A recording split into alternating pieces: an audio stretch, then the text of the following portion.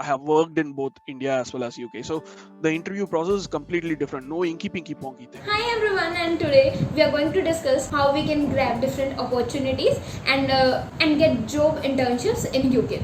So we have Praveen Bhaiya with us, and he had his education and worked in India for 3 years, and now he is working in the UK. So he is the perfect candidate, and let's talk to him.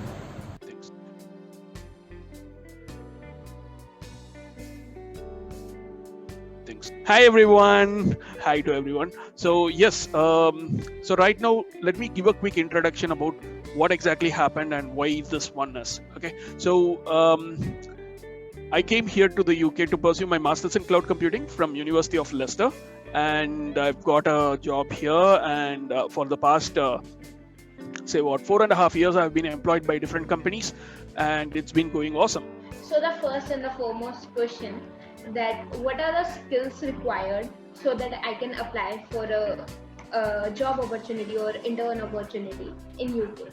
Okay, for job opportunity. So there are, see, first thing, let me clarify how you can, what are all the ways that you can come to UK. Number one, the most easiest way is through student. So if you are coming here as a student to pursue some kind of like a master's course or even undergraduate course for 2 years, that would be the best way. Like what I meant by 2 years is like there are a lot of courses that are, see, all the master's course are 1 year courses, but there are a couple of courses that are with industry degree, which means you will be getting a work visa, like the student visa. So you need a visa to travel here. So in that, as a part of that visa, you will be also getting a what do you call this, work visa, and it's a part of it, right? So that's something the university provides. So this way, a good point that you will come here to learn things, but also you don't have this visa barrier to go and work with any companies, because not all the companies will be able to provide you a visa. So with the small number of companies that are available, you will be able to get into the company without any visa requirements, and the university will make all the paperwork for you. Most of the universities are currently doing the with industry course, so try to search for that one. That is actually a good one right now. Second way is, if you are experienced, for example, let's say you have done a lot of things. For example, Khushboo, I can actually talk about you, right? So you have a YouTube channel, and go ahead and subscribe to her channel as well. It's down there. And if you see what Khushboo has been doing, she has been doing a lot of things. So yeah. And what are you doing in the YouTube area? But because right now Khushboo is also having a YouTube channel, and she's been doing a lot of things publicly. So looking at that itself, her profile is like really in a rare level. So looking at that, people will easily understand, okay, Khushboo is really a techie and she's a good person to hire or something like that. So that is one way of attracting talents, and attracting the companies. So it's the opposite. So that way you will get noticed, and that would be really easy for the companies to grab you and give you a job, right? So I have I have brought a lot of not exactly brought, that would be a wrong word. There is a referral kind of like a concept in the Western countries, whether it is US or UK. US, UK, Europe, all these places, you have something called as referral jobs. Like what happens is, I can refer, so I can directly say like, hey, employer, look at these two people's profiles, so I can refer them, and then what they do is they will conduct an initial set of interviews and other things, and they'll make sure like everything is like working fine, and if you are okay with the salary that's being received and stuff like that, if all the logistics are fine, boom, you will be selected. The next process will be like a visa sponsorship, and once you get the visa sponsorship, you can go and apply for the visa, and you'll get your passport stamped. So this is for people in India. There are also other people in the UK as well. So for people who are in the UK already, who are currently studying in let's say my university is University of Leicester, there are people who are from University of Leicester as well.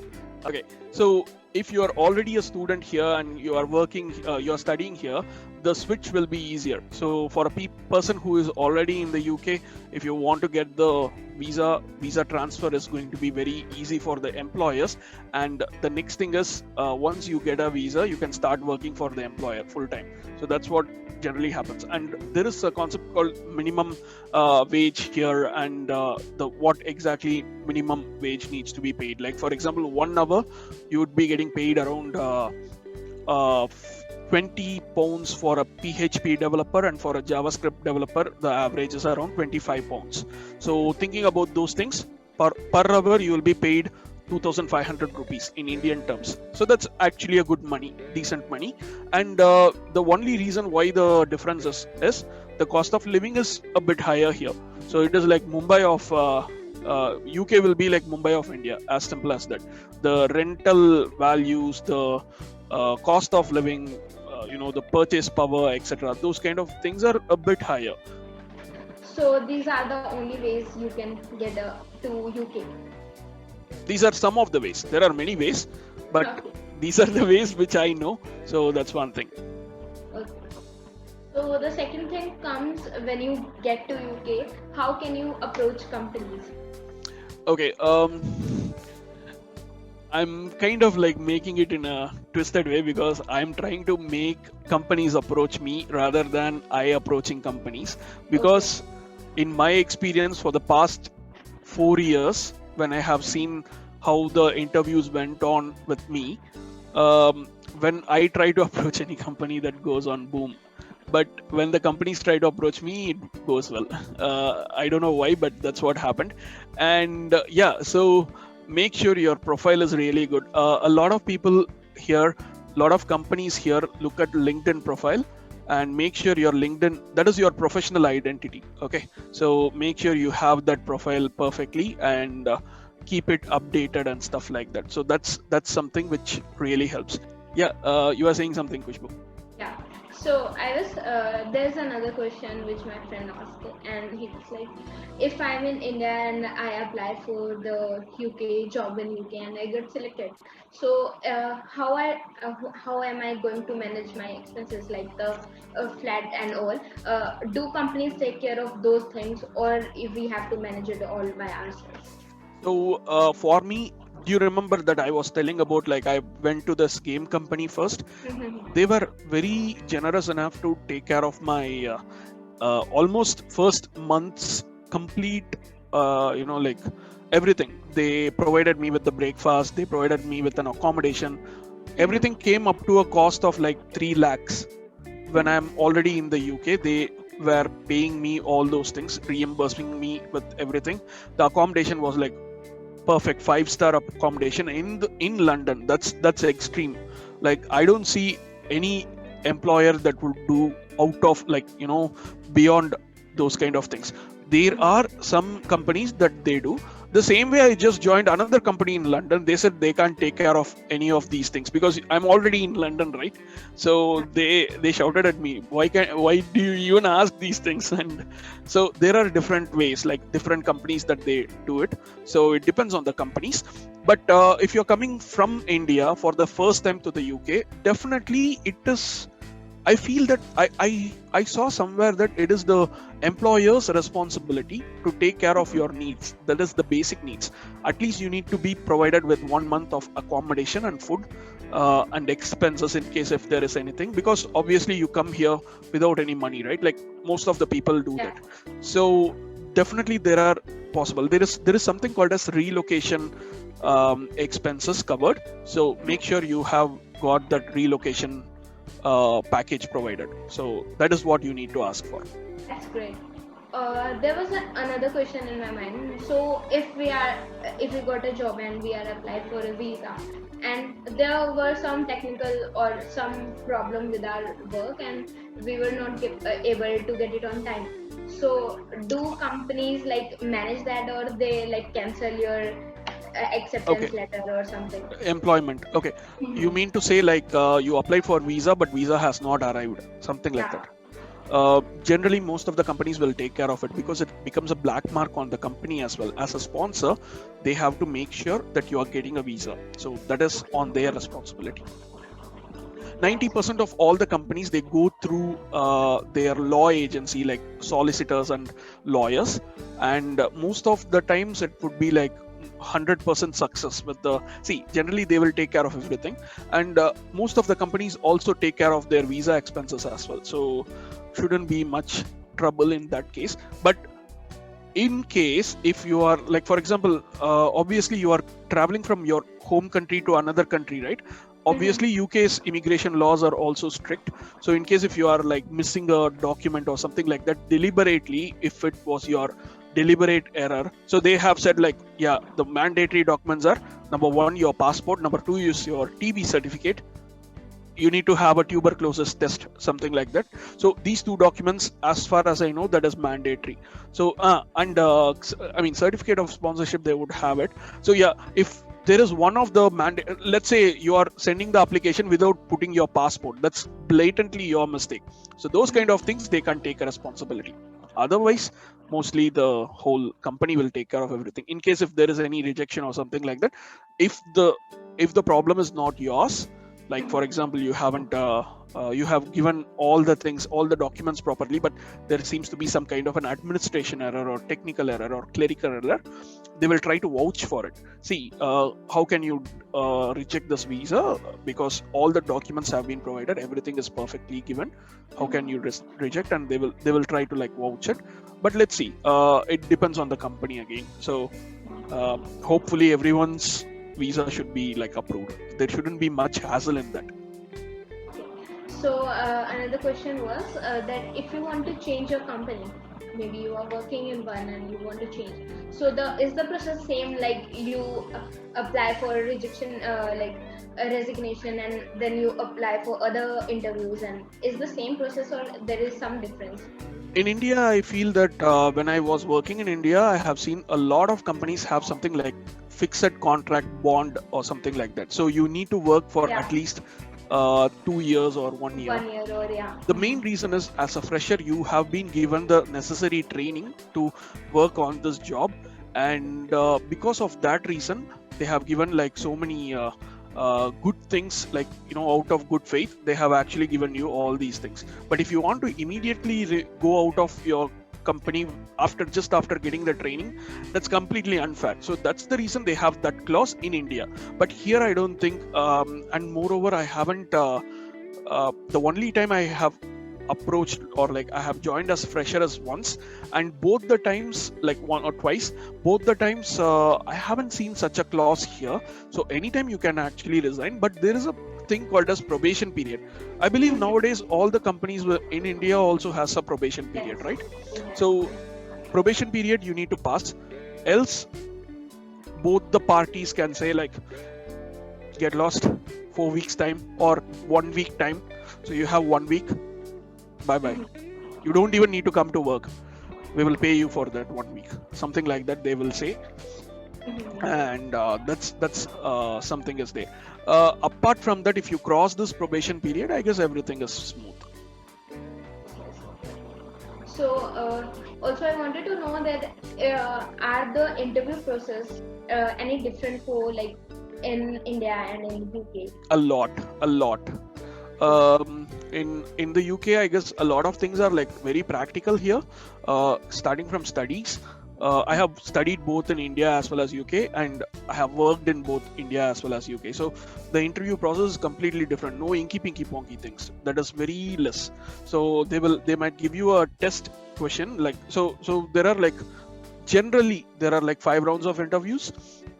So the first round is like when we were talking about the notice period and other things like leaving out and other things, yes, you do have a notice period of 1 month to 3 months after your probation period, and before, when you are in probation period, it will be 1 week to 1 month. So in case if something is not working out between you and the company, both the parties can say you have 1 week to 1 month's time depending on the contract, and you can part ways. There is no financial penalty or any kind of penalty that is there, and there is no kind of a bond as well. Okay, so coming back to the, so that is the notice period thing. Sorry, what was I telling previously? Interview. Interview processes. So interview processes, if you see that there are generally there are like 5 rounds, okay, for any kind of like a service based company. Coming to the service based companies, the first round will be obviously screening round. So you see a job advert and you go and apply for the opportunity. The first thing they would do, either you would go and apply yourself, or there will be like recruitment consultants that would apply on behalf of you. So anything might happen. So once that is done, they will try to check your CV and check the job description, make sure that both the things are matching. And then if that is fine, and if you have got all the necessary requirements with that, you will be in. That is the first round. Okay, so that is called a screening round. The second round will be a telephonic interview. A HR or a person like, a person who is non-technical person will try to call you and talk to you casually about what you are doing and all those things. Just there is no right or wrong ways, and I don't think not many people will fail in that, but there could be some people who say, okay, is this the way the company is? No, I don't want to continue. Or maybe the HR might say like, okay, so listening to you, I guess it won't be a good choice. Do you still want to continue, or something like that? That is the only way of rejection there, because it would be again initiated only by the candidate, not the company in this stage. So once they are all okay, yeah, we seem like you are the right person to come in, the next step will be either a take-home assignment or a technical test. Okay, so this is something that is related to what you want to work on. For example, I generally go with full stack roles, JavaScript based roles or something like that. So there will be a lot of multiple choice questions. Yes, the inky pinky ponky aptitude test kind of questions, or there will be like a take-home assignment. So you need to do something like this within one day, 24 hours, and you need to do it on this platform or something like that. Once you have done that, either there will be a manual verification, or there will be a couple of teams looking at the code, how you have written, what is your approach, especially what is your problem solving approach. That is what people they will be looking for. And once that is perfectly good and everything is perfect, the next round is a technical face-to-face interview round. So pre-pandemic times, they used to call to the office. Mostly the travel costs will be borne by the company. They will be calling you and they will try to talk to you face-to-face to see how you are, how is your behavioral skills. Then there could be a possibility that you will be, first round, obviously the main thing is they will be looking at your behavior, how you are presenting yourself, those kind of things. It will be very simple thing. You can come in pajamas or anything, but just make sure you are at least business casuals. And the next thing will be a technical round. So whatever you are going to do in the office, you will be tested on. And once that is done, the next round will be bye. We will be letting you know what is the next round, and you will be going back. So the next round will be, for a lot of service-based companies, this will be an additional round. So technical round, these people might be happy. The next thing is they need to make the clients happy. So because they are a service-based company, right? Like Gun Forces or PCS or something like that. These kind of companies, what they do is they hire you, but they won't work. You won't be working for the real company. You'll be working for some other company, like what I am doing right now. I'm working for a bank, but I was hired by a IT company. So something like that. So what happens then is you will be getting what is it again? You will be getting a client interview. So the client needs to be happy that you are going to come and work on their missions and systems. So that will be the next step. Once that is done, the client will give the feedback to the HR, and the HR will come back to you and saying like, hey, you got the offer, or whatever it is. And most of the times, once it goes to the client interviews, it's going to be namesake, I guess, but there are people who have screwed up in client interviews as well. So that's there. And once that round is over, most probably the technical lead or the HR will be coming and saying like, so we are giving you 50 lakhs. Do you want to take it up or anything? you're okay with the salary and stuff like that. And yeah, that is when you can do the negotiation. Or there could be like people would have already done the negotiation and they will say, yeah, somehow they will convince you with the salary and whatever it is. And once that's done, yeah, okay, offer is accepted, then you'll be like generally when before, I mean, I'm not sure what is the status of Brexit at the moment. So pre-Brexit there was something called as RLMT, Resident Labor Market Test, which is 28 days the job description will be put on poster on public, and up to 28 days none of the people from Europe have approached, then none of the people from UK has approached, then Europe level no one they can find, and then finally they will come to out of Europe. So that was the thing that was happening. It's just for making sure that our people are first made the best, like happens, right? Patriotism. So something like that. So that is the resident labor market test. Once that is done and no one approached or no one got selected, only you are the one who is from India got selected, then they will say like, yes, we need to find a perfect case for this person to explain the, like make a deal. So yes, we cannot find anyone in the UK, we cannot find anyone in the Europe. We found this particular candidate from India who is really good, and we would like to get a visa sponsorship for them. And that's what they will say to the immigration people. They will try to look into the cases and they say, okay, perfect, granted the certificate of sponsorship. This is the first part.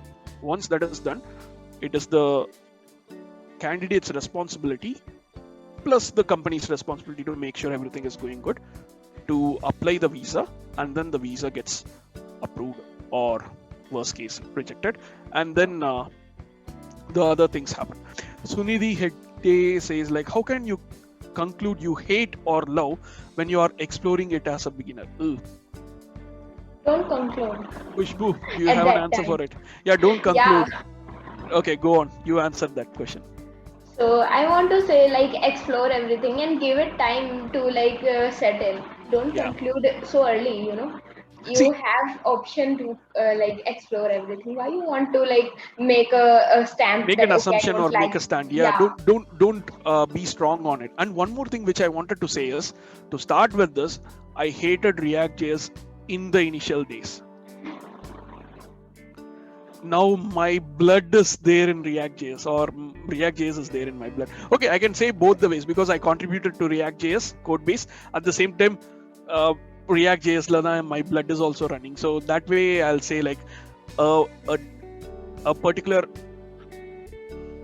framework which I hated, particular library I hated, that is my most used and most loved library right now. So don't conclude on anything unless you go try out, make your hands dirty. Even if you feel bad, just try once again, give it another chance, see if you love it. So that's what I would say. As a beginner, never hate on anything. Hitesh says, also I'm not loving DSA and competitive programming to a certain extent, but I'm still confused to choose among these, DSA versus dev skills. If you have that much hatred like me, go for dev. Definitely there will be a company that will like you for your skills, and they will definitely take it up. That's very casually taken. A few days ago, we did a video that was on development versus competitive programming. So I had a founder of Android Billy with me who shared his tips. Like he also hated competitive programming, like he never did it.